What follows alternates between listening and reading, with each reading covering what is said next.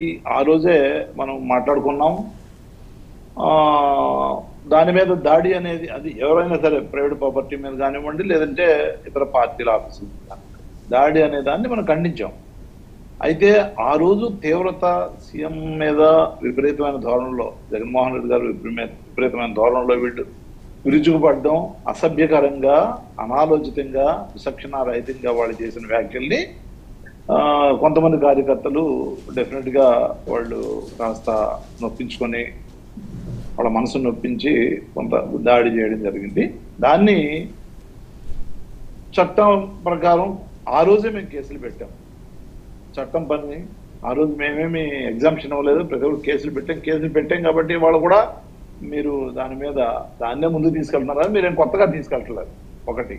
రెండోది ఓకే, వాళ్ళు ఐడెంటిఫై చేస్తారు ఎవరెవరైతే, అదొక దాంట్లో లేని వాళ్ళని కూడా కక్షపూరితంగా, దీన్ని కక్షపూరితం అంటారు. కేసులు పెట్టింది మేము కేసులు పెట్టి ఆ పేర్లు ఏవైతే ఉన్నాయో ఆ రోజే దాంట్లో యాడ్ చేయడం జరిగింది.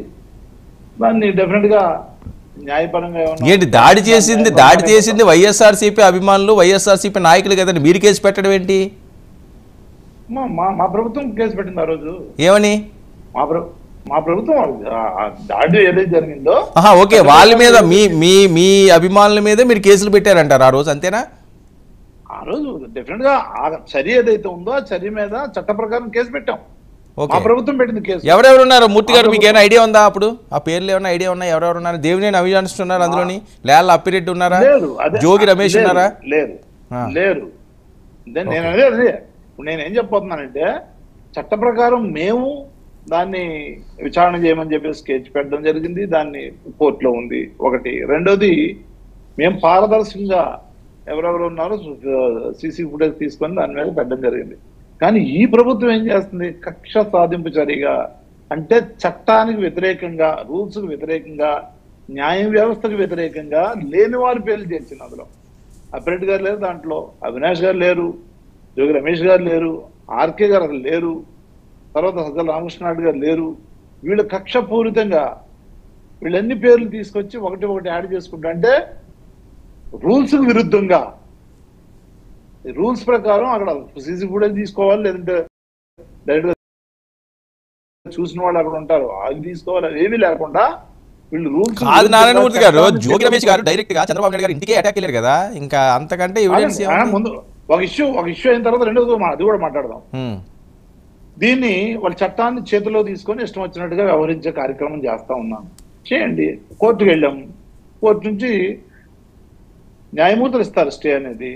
డెఫినెట్ గా న్యాయమూర్తులు స్టే ఇచ్చారు. దాని మీద ఏ విధమైన చర్యలు తీసుకోవద్దు, ఇప్పుడు విచారణ జరుగుద్ది, కానీ వీళ్ళ మీద అరెస్టులు లాంటి చర్యలు తీసుకోవద్దు అని కోర్టు చెప్పింది. వాళ్ళ అవును, మనం ఎవరైనా చట్టానికి, న్యాయానికి, న్యాయ వ్యవస్థకి, చట్టానికి మనం అనుగుణంగానే పోవాలి తప్ప చట్టాన్ని మనం తీసుకుంటాం, రెడ్ బుక్ రాస్తాను, ఎల్లో బుక్ రాస్తాను అంటే కుదరదు. అది మీరు రాసుకోండి, మీ చేతిలో బుక్ ఉన్న, మీకున్న బుక్ మీద కలర్ ఏది వేసుకుంటారో వేసుకోండి, దాని మీద ఏం రాసుకుంటారో రాసుకోండి, అది వేరే విషయం.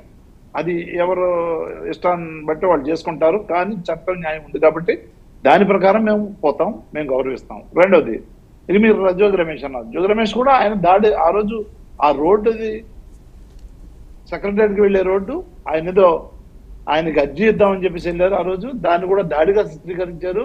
అసలు ఒరిజినల్ గా చెప్పాలంటే ఈయన మీద దాడి జరిగింది ఆ రోజు. ఈయన కారంతాలు పగలగొట్టారు, ఈయన మీద దాడి చేశారు, చెప్పలే చేశారు. జోగి రమేష్ గారి మీద దాడి చేశారా? ఆ రోజు దాడి జరిగింది కదా. మరి ఆ కేసులో అరెస్ట్ చేశారండి ఆ దాడి చేసిన వాళ్ళందరూ? అదే మేము కేసు పెట్టమని చెప్పారు ఆ రోజు. అదే చెప్తున్నాం, మీకు కూడా అవగాహన ఉంటుంది. ఆ రోజు మనం విజువల్స్ చూసాం, ఆ కారు అద్దాలు పగలగొట్టారు, దాడి జరిగింది ఆ రోజు. ఆయన ఏమన్నారు, నేను ఒక అర్జీ ఇద్దామని చెప్పేసి ముఖ్యమంత్రి గారి, ప్రతిపక్ష నాయకుడు గారికి అని చెప్పేసి ఆ రోజు చెప్పారు. అది నిజం, యథార్థం. అది ఈ రెండుంటి కాకుండా ఈ మూడో విషయం ఏం చెప్పారు మీరు, ఈ 100 రోజులు ఏదైతే గవర్నమెంట్ వీళ్ళు ఫామ్ చేశారో కూటమి ప్రభుత్వం ఏం చేసింది అని. ఒకసారి మన రామానాయుడు గారు వీడియో ఒకసారి ప్లే చేస్తే దాన్ని ఒకసారి చూద్దాం.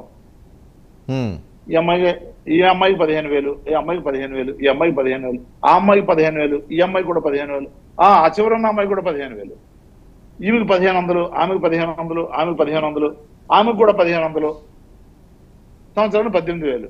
ఇదిగో ఆ చివరన్న ఆ అమ్మాయి కూడా 15,000, ఇప్పుడు వచ్చింది చిన్న పాప కూడా 15,000 అని ఎంత దుర్మార్గంగా అంటే అబద్ధాలు చెప్పి మేము అదే ముందు నుంచి చెప్పింది ఏంటంటే ప్రజల్ని మోసగించడం అనేది ఇది న్యాయమా?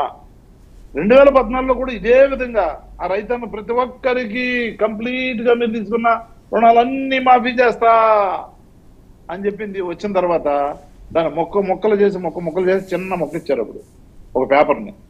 అట్లాగే మహిళమ్మ తల్లులకి డ్వాక్రా మహిళలందరికీ కూడా మీరు తీసుకున్న మొత్తం రుణాలన్నీ మాఫీ చేస్తా, బ్యాంకు నుంచి ఏ విధమైన బంగారం తీసుకురాకండి, దాన్ని డబ్బులు కట్టొద్దండి అంటే చట్ట వ్యతిరేకంగా, రాజ్యాంగ వ్యతిరేకంగా వీళ్ళు చేసే వాగ్దానాలు, ఆ తర్వాత వీళ్ళు అవలంబించే విధానాలు, అవలంబించే విధానాలు చూస్తే పూర్తి విరుద్ధంగా ఉంటాయి. అయితే దురదృష్టం ఏంటంటే ఇప్పుడు 2024లో అప్పుడు మోసం చేసిన మోసగింపులన్నీ కూడా మోసాలు మర్చిపోయి అబద్ధపు వాగ్దానాలు చేసి మోసం చేసిన తీరును మర్చిపోయి మళ్ళీ ఈ కూటమి ముగ్గురు కలిసి మళ్ళీ వెళ్ళడం అనేది చూసి అనేక కారణాలు ఉన్నాయి దీనికి. ఆ